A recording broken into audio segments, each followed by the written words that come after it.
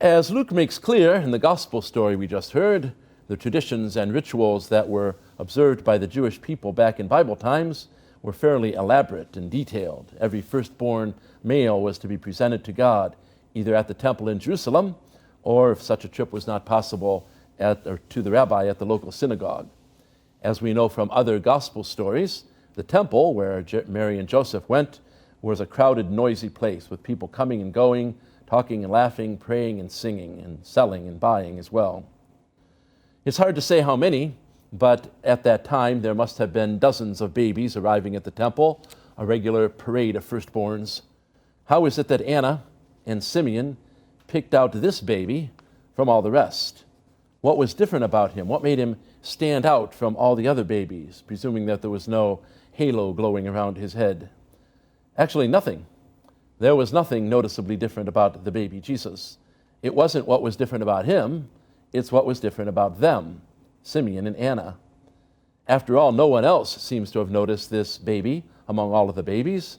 As you picture the scene in the temple that day, don't focus on what might have drawn their attention to the infant Jesus. Instead, let's focus on what was different about these two old-timers, these regular visitors to the temple. What was it about them? Reduced to one word, the answer is simple. They were people of faith. But the reality is something deeper, something that makes Anna and Simeon excellent witnesses, and their story a good news one for us today.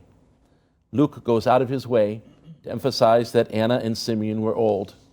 Anna was 84, a long-time widow and regular visitor to the temple. Simeon's age is not given and not exact, but clearly he'd been around for a long time, so long that the only thing left on his bucket list was seeing the Messiah. What these two elders represent are all those who have been waiting for God to do what he said he was going to do. They're waiting for God to keep his promise. In one way or another, we've all been there, where Anna and Simeon were. We hope, we dream, we pray, we wait for God to answer our prayers. We wait for love. We wait for mercy. We wait for comfort. We wait for healing. We wait for God to do something. We have hopes and expectations, as Luke puts it, for consolation. As we pray and as we wait, our attention is drawn back to the Lord over and over. That's a good thing, as Anna and Simeon discovered.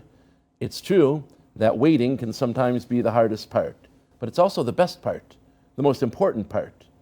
The prophet Malachi said today that the Lord will come suddenly. That's an odd thing to say, given how long we often have to wait for God to answer our prayers, but it's an encouraging word, isn't it?